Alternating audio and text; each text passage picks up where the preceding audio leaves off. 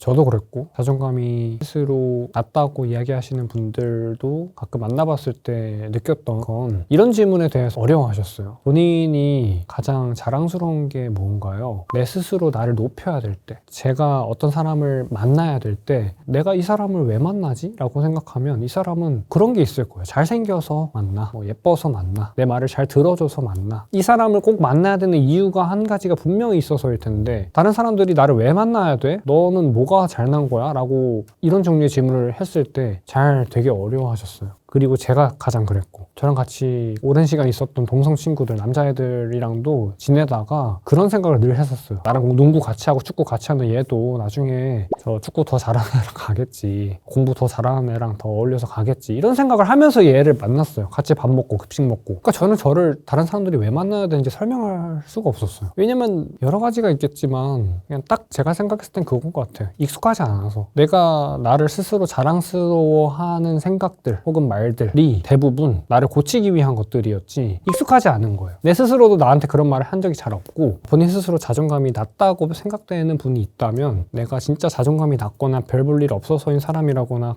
가치가 낮아서라거나 가정 환경이 불운하게 커왔어라거나 그런 게 아니라 그냥 익숙하지 않아서 그런 거니까 주위에 나를 진짜 존중해 줄 수 있는 사람들을 많이 두시면 좋겠고 그 사람들 없으면 그냥 다 집어치우고 책을 많이 읽으면서 진짜 대단한 사람들 책 읽고 나도 이렇게 돼야지, 나도 이런 사람들이랑 나중에 좋은 얘기 많이 나눠야지, 맛있는 식사 해야지, 이렇게 하면 금방 좋아지실 것 같아요. 제가 그랬듯이. 그리고 자존감이 낮은 분은 자존감을 올리려고 되게 많이 노력을 하세요. 그 대표적인 사례가 저예요. 대학교나 고등학교 때 친구들은 저를 잘 알고 있겠지만 나는 자존감이 낮은 것 같아, 그래서 올려야겠어 라는 말을 습관적으로 했었어요. 근데 지금 자존감이란 것에 대해 저서를 집필하고 누가 뭐라고 하든 잘 영향을 받지 않는 상태거든요. 제 기준에서는 굳이 따지자면 자존감이 높은 상태인 것 같은데 지금 저를 바라봤을 때 자존감에 대해서 그냥 신경 자체를 안 써요. 저는 그냥 그렇고 아마 다른 분들도 많이 공감하실 것 같아요. 자존감이 높은 분들은 자존감이 내가 높은가 낮은가 이런 것에 대해서 신경을 전혀 쓰지 않고 내가 할 일이 있다면 그것을 끝내는 데 집중하시고 내가 이루고 싶은 게 있다면 그것을 달성하는 데 집중하시고 다른 사람이 무언가 나한테 안 좋은 말을 했다면 그 말이 일리가 있는 말인지 아닌지 내가 진짜 그렇게 생각했어서 찔렸다면 반성할 줄 아는 분이었어요. 그러면 그게 겉으로 봤을 때는 너가 막 너는 못생겼어 라고 했을 때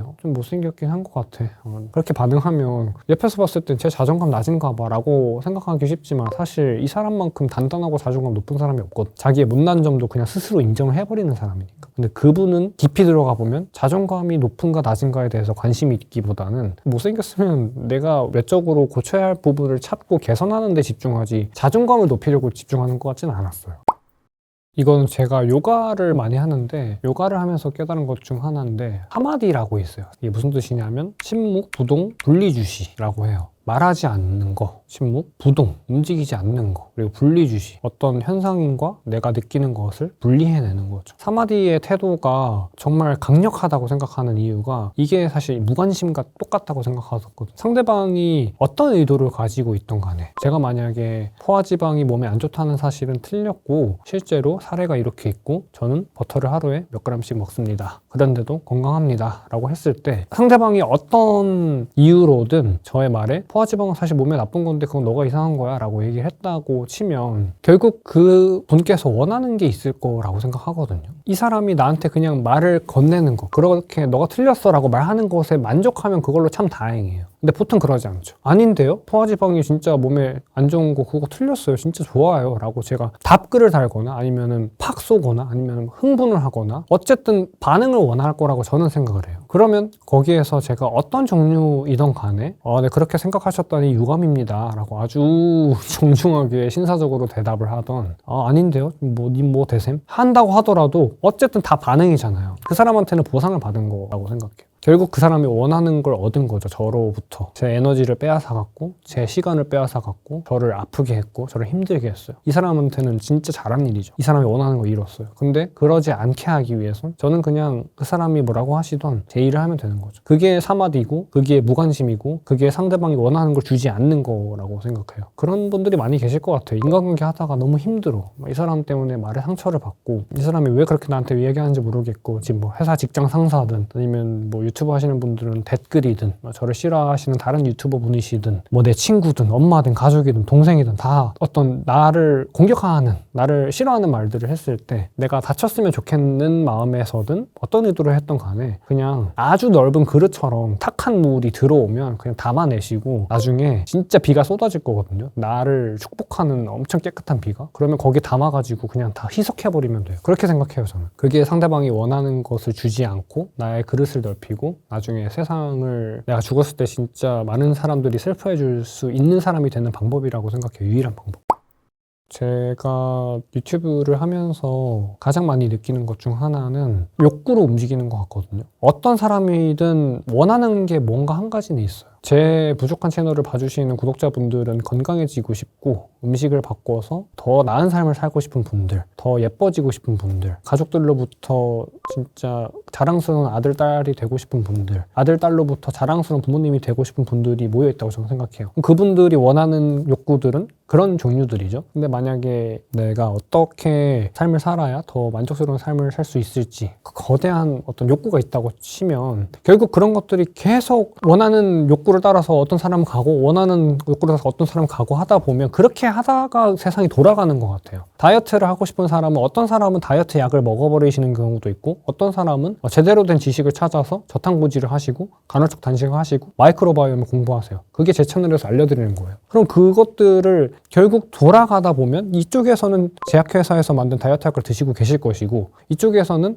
목초 소고기, 좋은 고기를 먹고 좋은 식재료를 이용해서 식사를 하고 계세요. 그럼 그게 뭐가 맞다 틀리냐고 생각하면 그건 아니에요. 그냥 둘 다 맞아요. 왜냐면 자신이 원하고 싶은 거를 이뤘으니까 그거 된 거죠. 그런데 다시 돌아가서 결국 상대방이 나한테 어떤 무례한 반응을 보였거나 상대방이 나한테 나를 다치게 하려고 하는 어떤 말을 했거나 했을 때 그것도 이 사람이 원하는 게 뭔가 있을 거라고 생각해요. 그러면 이 사람을 더 움직이게 할 수 있는 건 이 사람이 더 나한테 상처되는 말을 하게 하고 더 나한테 내 생활에 위해를 가할 수 있는 말을 하게 하려면 내가 어떤 보상을 줘야 되겠죠. 종류가 상관없어요. 톡 쏘는 말이든 아니면 답글을 달든 뭐 상관없어요. 그냥 뭔가를 주면은 반응이 이럴 거예요. 근데 내가 아무것도 하지 않고 아무 보상도 주지 않는다면 이 사람은 그냥 거기 있어야 되는 거예요. 왜냐면 내가 줄 때까지 기다려야 되는 거죠. 그래서 뭔가를 더 가하면 그때부터 문제를 삼을 수 있게 돼요. 본인이 만약에 뭐 법적으로 해서 변호사랑 자문을 구해서 뭐 내용 증명을 보낸다던가 뭐 고소를 한다던가 할 수도 있고 그러지 않기를 바라면서 적당히 하자라고 서로 좋게 좋게 끝내자는 거죠. 그게 합의고 결국 인간관계에 있어서 제가 가장 중요시 여기는 건 존중이에요.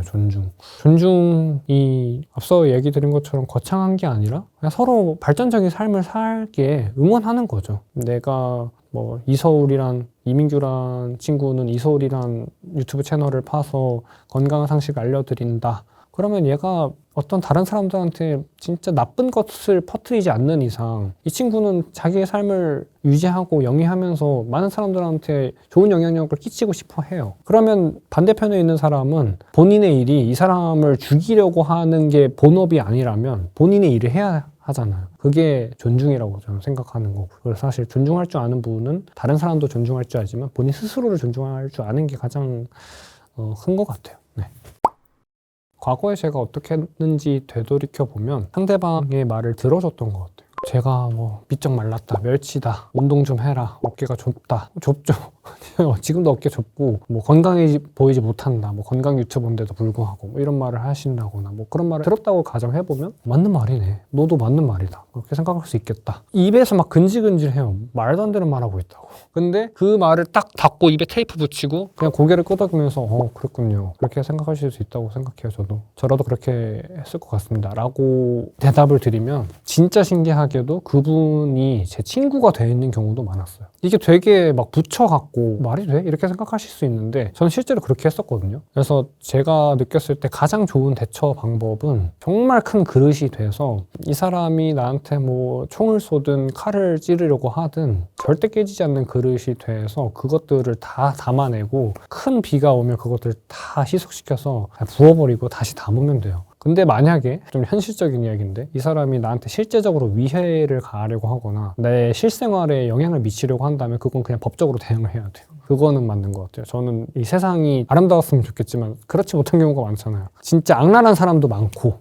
내가 아무리 아량을 베풀어도 당연하게 생각하는 사람도 많고 나를 전혀 배려하지 않는 사람도 많고 하기 때문에 대부분 그렇게 포용 있게 하면은 알아서 느끼시지만 그게 안 된다라고 하신다면 이 사람이 했던 만큼 똑같이 해주되 이 사람이 얘 장난 아니네 라고 생각하는 것 같다 라고 하신다면 그때 살짝 물러서면 돼요. 그거를 분사 계통에 있는 분들이 쓰시는 용어로는 T4 탓이라고 하더라고요. 상대방이 한 만큼 돌려주되 상대방이 나한테 더 이상 공격할 의지를 보이지 않는다면 나도 걷어들이는 거. 저는 이게 어떤 인간관계 전략 중에서도 가장 유효하다고 생각해요.